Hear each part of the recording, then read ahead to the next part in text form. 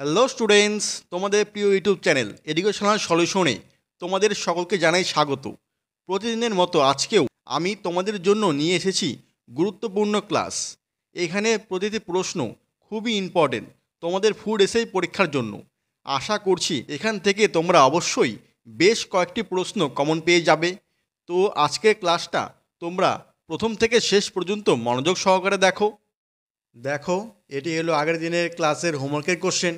এখানে বলেছিল যে কোন প্রক্রিয়ায় লোহার ওপর মরিচা পড়া রোধ করার জন্য একটি প্রতিরক্ষামূলক দস্তা আবরণ প্রয়োগ করা হয়। তো কোন প্রক্রিয়ার সাহায্যে? তো এটার উত্তর হবে option number A, galvanisation. Galvanisation পদ্ধতির সাহায্যেই এই মরিচা পড়া থেকে রোধ করা যায় লোহার ওপর।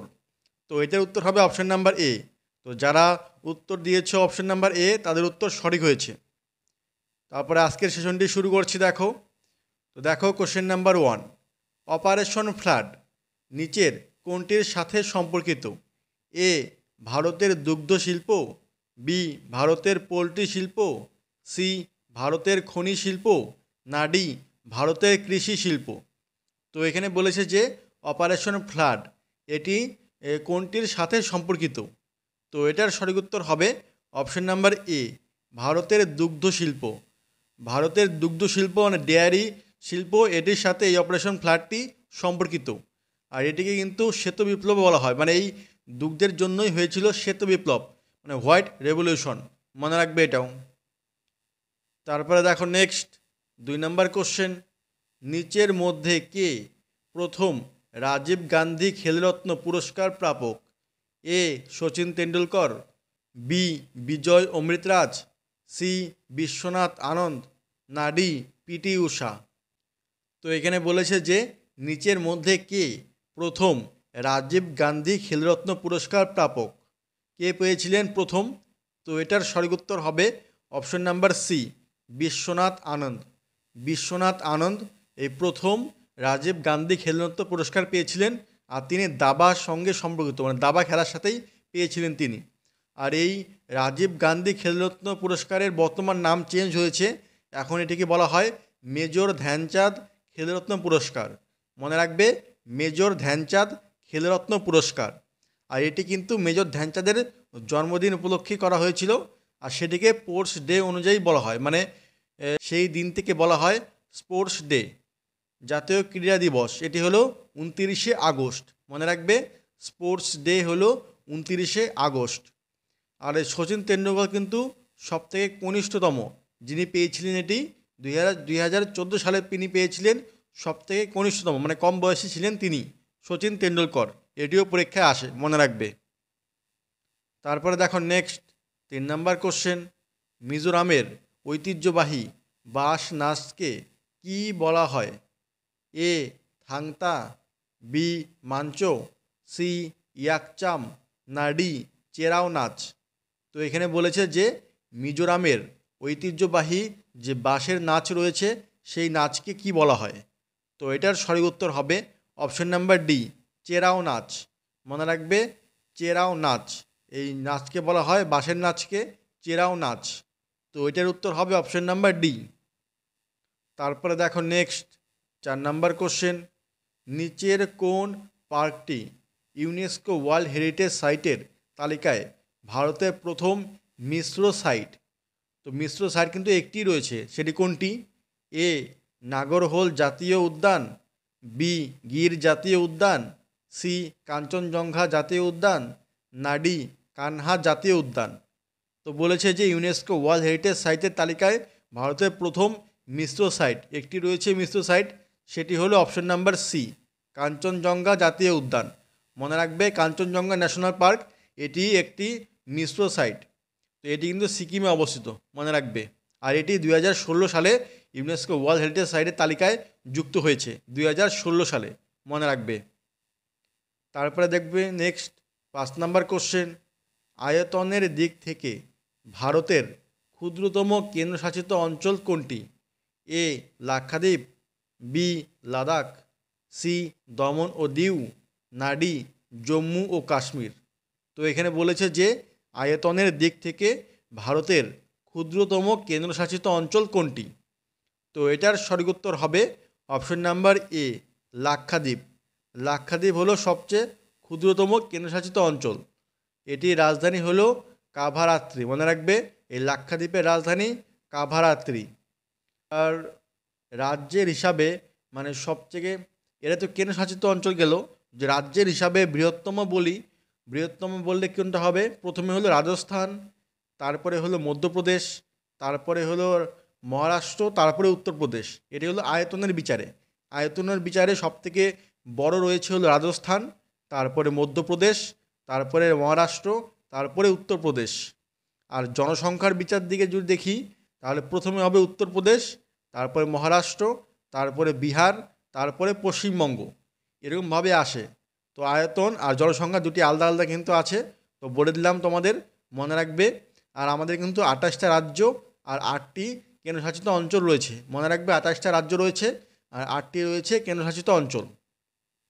তারপরে দেখো নেক্সট 6 নাম্বার কোশ্চেন। ভারতের সংবিধানের 80 অনুচ্ছেদ অনুযায়ী রাজ্যসভার সর্বোচ্চ আসন সংখ্যা কত হতে পারে? এ 235, বি 240, সি 245, না ডি 250? তো এখানে বলেছে যে ভারতের সংবিধানের 80 অনুচ্ছেদ মানে 80 অনুচ্ছেদে অনুযায়ী রাজ্যসভার সর্বোচ্চ আসন সংখ্যা কত হতে পারে? তো এটার সঠিক উত্তর হবে অপশন নাম্বার ডি, 250। 250, 250টি সর্বোচ্চ সংখ্যা রয়েছে। তার মধ্যে 12টি কিন্তু রাষ্ট্রপতি নিজে মনোনীত করতে পারেন, আর 238টি বাকিরা। মানে এইভাবে কোশ্চেনটা আসে যে রাষ্ট্রপতি কয়জনকে মনোনীত করতে পারেন রাজ্যসভায়, তখন উত্তর হবে 12 জনকে। মনে রাখবে 12 জন। আর ভারত সংসদ গঠিত হয় কোন কোন মানে কাকে কাকে নিয়ে? মনে রাখবে, রাষ্ট্রপতি, লোকসভা আর রাজ্যসভা, এই তিন দিকে একত্রে বলা হয় সংসদ। আর লোকসভায় যদি কেউ সদস্য হতে চায়, তাহলে তোমাদের ন্যূনতম হলো 25 বছর বয়স লাগবে, আর টার্ম হলো 5 বছর, 5 বছরের মেয়াদ থাকে। আর রাজ্যসভায় হতে গেলে 30 বছর লাগবে ন্যূনতম বয়স, আর 6 বছরের টার্ম থাকে। আর মনে রাখবে যে এখন বর্তমানে 245টি রয়েছে, কিন্তু 250টি নয়, বর্তমানে 245টি রয়েছে। তারপরে দেখো next 7 number question. Valmiki tiger reserve কোথায় অবস্থিত? এ রণথম্বোর, রাজস্থান, বি পশ্চিম চম্পারণ, বিহারের, সি চন্দ্রপুর, মহারাষ্ট্রের, না ডি লখিমপুর খেরি, উত্তরপ্রদেশ? তো এখানে বলেছে যে বাল্মীকি টাইগার রিজার্ভ কোথায় অবস্থিত? তো এটির সঠিক উত্তর হবে অপশন নাম্বার বি, পশ্চিম চম্পারণ, বিহার। বিহারের এই পশ্চিম চম্পারণে এই বাল্মীকি টাইগার রিজার্ভটি অবস্থিত। আর মনে রাখবে যে প্রজেক্ট টাইগার কত সালে শুরু হয়েছিল? শুরু হয়েছিল হলো 1973 সালে। মনে রাখবে 1973 সালে এই প্রজেক্ট টাইগারটি শুরু হয়েছিল। আর পশ্চিমবঙ্গে কিন্তু 2টি টাইগার রিজার্ভ রয়েছে, একটি হলো বক্সা আর একটি হলো সুন্দরবন। মনে রাখবে, পশ্চিমবঙ্গে 2টি রয়েছে, বক্সা আর হলো সুন্দরবন। আর পশ্চিমবঙ্গে কিন্তু এলিফ্যান্ট রিজার্ভও রয়েছে 2টি, মনে রাখবে। তারপরে দেখো নেক্সট 8 নাম্বার কোশ্চেন। নিচের কোনটি পৃথিবীর বৃহত্তম বদ্বীপ? এ সিন্ধু নদীর বদ্বীপ, বি গঙ্গা ব্রহ্মপুত্র বদ্বীপ, সি দানিউব ডেল্টা, না ডি আমাজন ডেল্টা? তো এখানে বলেছে যে নিচের কোনটি পৃথিবীর বৃহত্তম বদ্বীপ? তো এটার সঠিক উত্তর হবে option number B, Ganga Brahmaputra বদ্বীপ। গঙ্গা আর ব্রহ্মপুত্র এই নদীর উপরে যে বদ্বীপ রয়েছে, এটি হলো পৃথিবীর বৃহত্তম বদ্বীপ। তো মনে রাখবে, এটার উত্তর হবে option number B, Ganga Brahmaputra বদ্বীপ। তো স্টুডেন্টস, তোমরা যারা এখনও ভিডিওটি লাইক বা শেয়ার করোনি, তোমরা তাড়াতাড়ি একটি লাইক আর একটি শেয়ার করে দাও।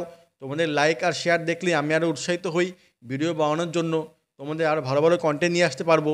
এর জন্য তোমাদের লাইকটা খুবই দরকার। তারপরে দেখো নেক্সট 9 নাম্বার কোশ্চেন। ভারতের সংবিধানের কোন অনুচ্ছেদে বলা হয়েছে যে একটি মন্ত্রী পরিষদ থাকবে, এর প্রধান হিসেবে থাকবে প্রধানমন্ত্রী?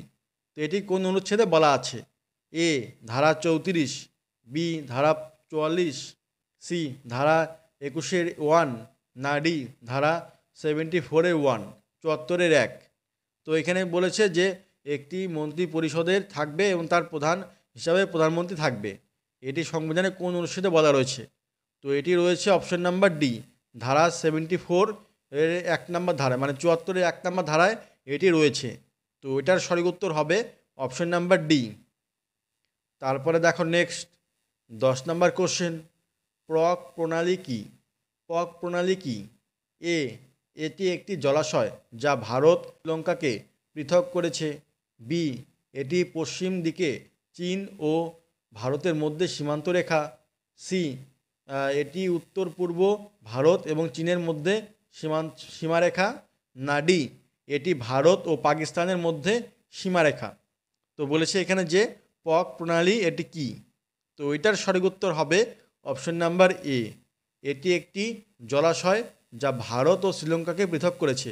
মানে ভারত আর শ্রীলঙ্কার মাঝখানে যে জলাশয়টি রয়েছে তাকেই বলা হয় প্রক প্রণালী। তো এটা ইম্পর্টেন্ট কোশ্চেন, মনে রাখবে। এটার উত্তর হবে অপশন নাম্বার এ। তারপরে দেখো নেক্সট 11 নম্বর কোশ্চেন, ভারতীয় রিজার্ভ ব্যাঙ্ক যা কেন্দ্রীয় সরকারের ব্যাংকার হিসাবে কাজ করে, এটি প্রতিষ্ঠিত হয় কবে? কবে প্রতিষ্ঠিত হয়? A, 1 April 1930। B, 1 April 1935। C, 1 April 1949। না ডি, 1 এপ্রিল 1950। তো বলেছে এখানে যে ভারতীয় রিজার্ভ ব্যাঙ্ক মানে আরবিআই একটি কেন্দ্রশাসিত সরকারের ব্যাংকার হিসেবে কাজ করে। আর এটি কবে প্রতিষ্ঠিত হয়? তো এটি প্রতিষ্ঠিত হয় অপশন নাম্বার বি, 1 এপ্রিল 1935 সালে। মনে রাখবে 1935 সালে 1 এপ্রিল এই আরবিআই প্রতিষ্ঠিত হয়। আর জাতীয়করণ হয় হলো 1949 সালে। মনে রাখবে 1949 সালে কিন্তু জাতীয়করণ হয়। এই দুটাই পরীক্ষা আসতে পারে, তো মনে রাখবে। তারপরে দেখো নেক্সট 12 নম্বর কোশ্চেন, গজনীর মামুদ কতবার ভারত আক্রমণ করেন? এ, 5 বার। বি, 7 বার। সি, 15 বার। না ডি, 17 বার। তো এখানে বলেছে যে গজনীর মামুদ কতবার ভারত আক্রমণ করেন? তো এটার সঠিক উত্তর হবে অপশন নাম্বার ডি, 17 বার। 17 বার তিনি ভারত আক্রমণ করেন। মনে রাখবে 17 বার ভারত আক্রমণ করেন এই গজনীর মাহমুদ। তারপরে দেখো নেক্সট 13 নম্বর কোশ্চেন, নিচের কোনটি একটি ইলেকট্রনিক লেখার ক্ষেত্র এবং এটি বিশেষ কলম নিয়ে গঠিত? A, graphics tablet. B, trackball. C, abacus. না ডি, কারসর। তো এখানে বলেছে যে নিচের কোনটি একটি ইলেকট্রনিক লেখার ক্ষেত্র এবং এটি বিশেষ কলম নিয়ে গঠিত? কলম। তো এটার উত্তর হবে option number A, graphics tablet. Graphics tablet. Graphics tablet মানে কোনগুলি রয়েছে দেখবে, যেটার উপরে কলম দিয়ে লেখা যায়, আবার স্ক্রিনে চলে আসে। এগুলো অনেক সময় ক্লাস করার জন্য সবাই ইউজ করে গ্রাফিক্স ট্যাবলেটটা, মানে যার উপরে লেখা যায়। অনেকে দেখো না ক্লাস করে যখন, তখন এইভাবে নিচে লেখে আর উপরে স্ক্রিনে চলে আসে লেখাগুলো, ওগুলোকেই বলা হয় গ্রাফিক্স ট্যাবলেট। যেরকম হয় বক্সের মতো ট্যাবলেটটি, পরে এখানে এখানে লেখা যায় কলম দিয়ে, মানে একটা স্পেশাল কলম থাকে সেগুলো দিয়ে লিখতে লাগে, সেটিকেই বলা হয় গ্রাফিক্স ট্যাবলেট। তারপরে দেখো নেক্সট 14 নম্বর কোশ্চেন, বিভিন্ন বৈদ্যুতিক নিরাপত্তা ডিভাইসের মধ্যে বৈদ্যুতিক প্রবাহের গরম করার প্রভাবের ওপর ভিত্তি করে তৈরি যা হলো কোনটি? A, relay. B, fuse. C, capacitor. না ডি, কন্ডেন্সার। তো এখানে বলেছে যে বিভিন্ন বৈদ্যুতিক নিরাপত্তা ডিভাইসের মধ্যে বৈদ্যুতিক প্রবাহের গরম করার প্রভাবের ওপর ভিত্তি করে তৈরি হয়েছে, এটি হলো কোনটি? তো এটার উত্তর হবে option number B, fuse. Fuse তৈরি হয়েছে। তো এটার উত্তর হবে অপশন নাম্বার বি, ফিউজ। তারপরে দেখো নেক্সট 15 নাম্বার কোশ্চেন, আর আজকে লাস্ট কোশ্চেন এটি, ভারত ছাড়ো আন্দোলন কবে শুরু হয়? A, February 1928। B, August 1942। C, October 1905। না ডি, এপ্রিল 1919। তো এখানে বলেছে যে ভারত ছাড়ো আন্দোলন কবে শুরু হয়। তো এটি আমি তোমাদের হোমওয়ার্ক দিলাম, তোমরা অবশ্যই কমেন্টে বলবে যে এর উত্তর কী হবে। তো স্টুডেন্টস, আগের 14টি কোশ্চেনের মধ্যে তোমাদের কতগুলি হলো তোমরা অবশ্যই কমেন্ট করে জানাবে। তো এই ছিল তোমাদের আজকের ক্লাস। তো তোমাদের ভালো লেগে থাকলে অবশ্যই কমেন্ট করে জানাবে, আর সবাই একটি লাইক করে দেবে। আর চ্যানেলে যারা নতুন রয়েছো তারা অবশ্যই চ্যানেলটি সাবস্ক্রাইব করে পাশে থাকা বেল বাটনটি অন করে দেবে এরকম আরও ক্লাসের জন্য। তো আজকের মতো এখানেই রাখছি, আবার দেখা হবে পরবর্তী ভিডিওতে। বাই।